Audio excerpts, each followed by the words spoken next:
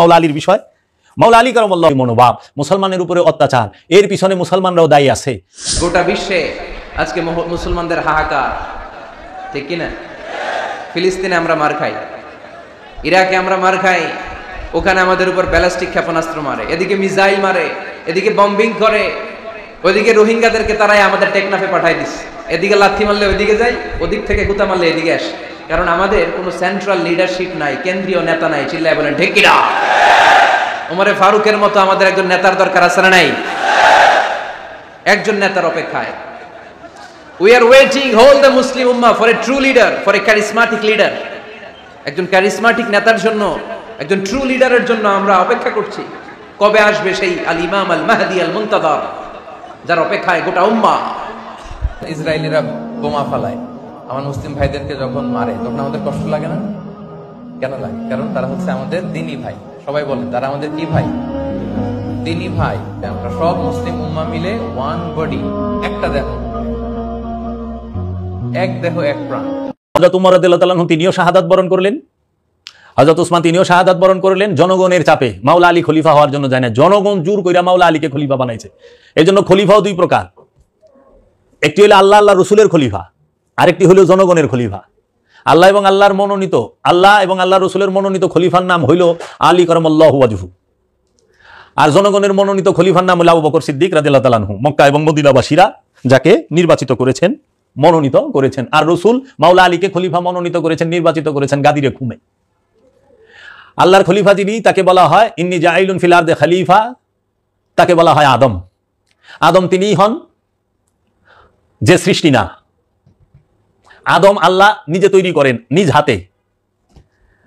আদমের কোনো বাবা মা নাই, বাবা মার ঘর থেকে আদম হয় না, আল্লাহ যারে তৈরি করে সে আদম হয়। খুব খেয়াল করবেন আমার কথাটা। পিতামাতার মিলন থেকে যে সৃষ্টি হয় সে আদম না, পিতামাতার মিলন থেকে যে জন্ম নেয় সে আদম না, আল্লাহ যাকে নিজ হাতে তৈরি করে সে আদম।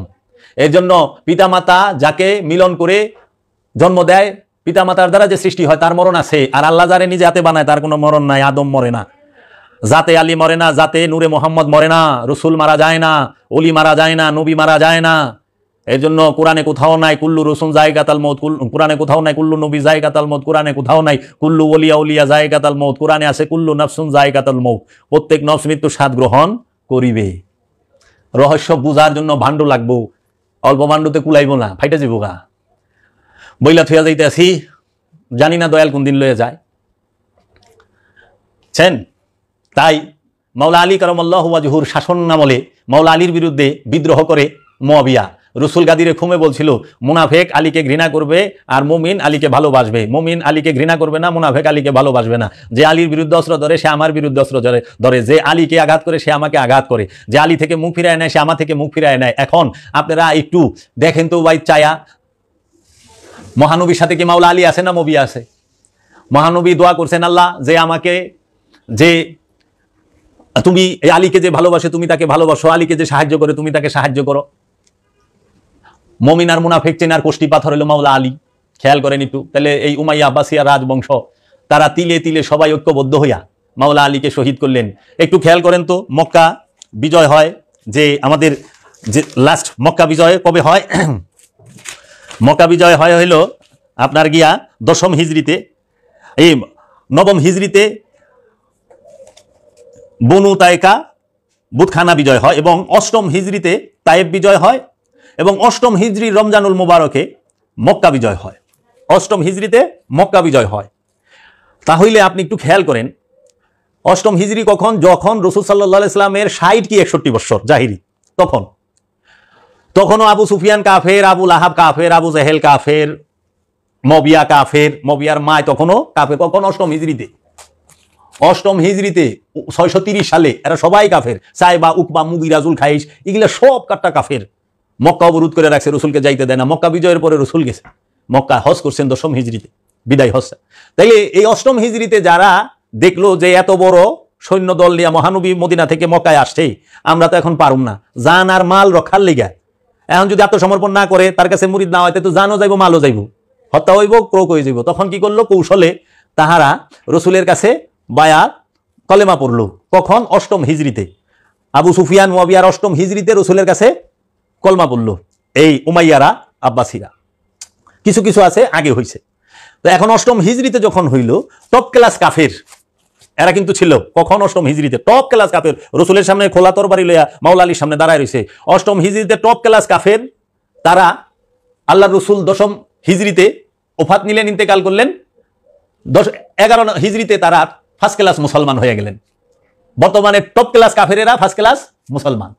আগে ছিল টপ ক্লাস কাফের, এখন ফার্স্ট ক্লাস মুসলমান। মাত্র 2টা বছর। তারপরেই তারা তাদের সেই পূর্বের রূপ দেখায় দিছে।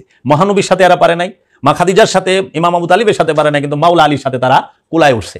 মাওলা আলীকে তারা চরম কষ্ট দিছে এবং যুদ্ধের পরে যুদ্ধ, মাওলা আলী নাহওয়ানের যুদ্ধ করে, সিফিনের যুদ্ধ করে, জঙ্গে জামাল করে, শান্তি দেয় নাই। কারা? এই উমাইয়া আব্বাসিয়ারা মাওলা আলীকে। লাস্টে মাওলা আলীকে শহীদই করলো। মাওলা আলীর যে আওলাদ মাওলা হাসানকে শহীদ করলো। এই কুফায় মাওলা আলীকে 21 রমজানে শহীদ করা হয় 40 হিজরিতে। আল্লাহ রসুল উফাত নিলেন 10 হিজরিতে। তার 30 বছর পরে মাওলা আলী কারামাল্লাহু ওয়াজহু তিনি চলে গেলেন। শান্তি দেয় নাই। কি করছে? মহানবীর ঘরের ভিতরে মহানবীর আওলাদ মা ফাতেমাকে দাফন করতে দেয় নাই। মহানবীর ঘরের ভিতরে মাওলা আলী স্থান পায় না। মহানবীর পাশে, মহানবীর রওজার পাশে ইমাম হাসান আলাইহিস সালাম স্থান পায় নাই।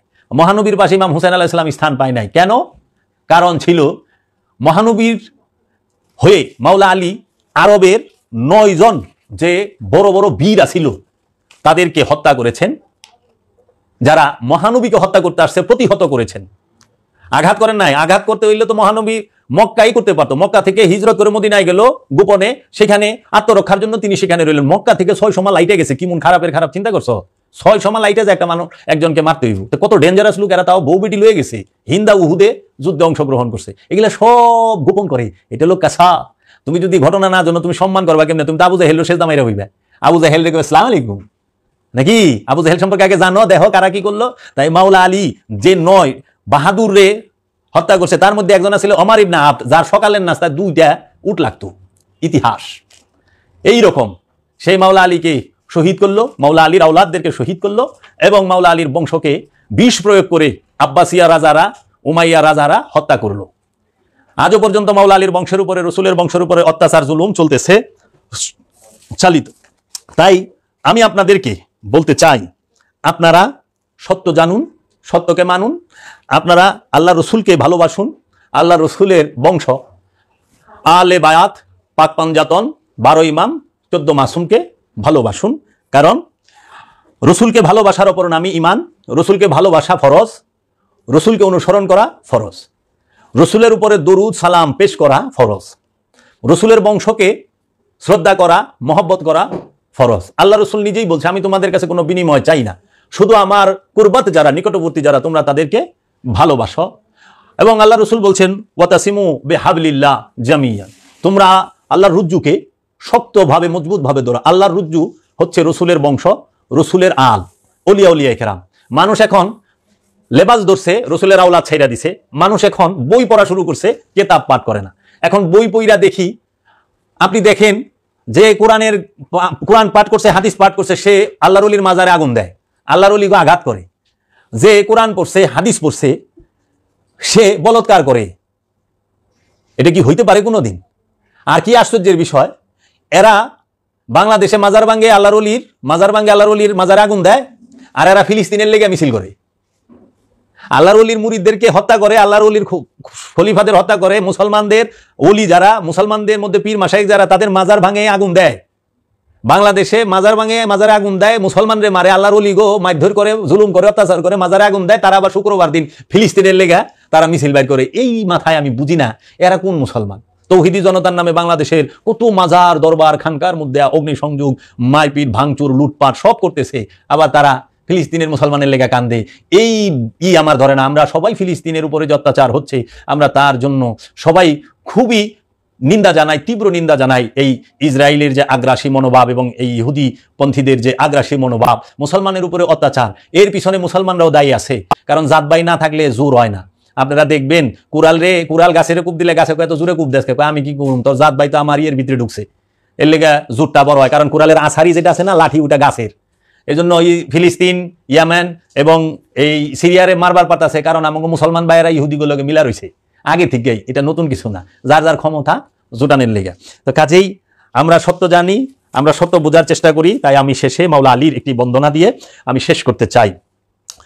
নূরে রসুল মাওলা আলী, আওলাদে রসুল মাওলা আলী, আখিয়ে রসুল মাওলা আলী, মুদাসেরে দাখিল মাওলা আলী, মাওলায় রসুল আলী, উজির রসুল মাওলা আলী, আলমদার রসুল মাওলা আলী, নাসির রসুল মাওলা আলী, নফস রসুল মাওলা আলী, মোহব্বত রসুল মাওলা আলী, সাকিয়ে কৌসर মাওলা আলী, दमाद रसूल मौला अली, बिस्तार रसूल मौला अली, कादे रसूल मौला अली, আমানতদার মাওলা আলী, হাফেজ রসুল মাওলা আলী, মাওলার আগমন কাবা ঘরে, মাওলার অবস্থান গুরফায়ে রসুল, রসুলের ঘরে, মাওলার তালিম সোহবতে রসুল, মাওলার আখলাক তসবীরে রসুল, রসুলের সুরতি ফটোই হচ্ছে রসুলের আমলের ফটোই মাওলা আলী, মাওলার এলেম ও আমল তসব্বুরে রসুল, মাওলার তালিমুল মারকাজ গারে হেরা, মাওলা আলীর মুআল্লিম দয়াল রসুল, মাওলা आया तो रसूल और